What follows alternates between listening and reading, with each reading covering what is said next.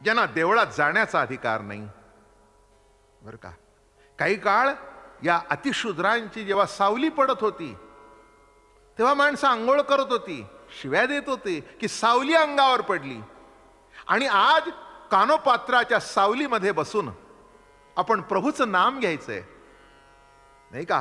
कानोपात्रा एका वेश्येची मुलगी नाही आहे, ती वारकरी संप्रदायातली एक दिव्य आणि भव्य अशी अलौकिक माता, तिला मातृत्व प्राप्त झालं, ती माता प्राप्त झाली. बघा, माता मला सांगा किती पवित्र, कोण अपवित्र. पवित्र तो देह, वाणी पुण्यवंत, आणि जो वदे अच्युत सर्व काळ विठ्ठला विठ्ठला.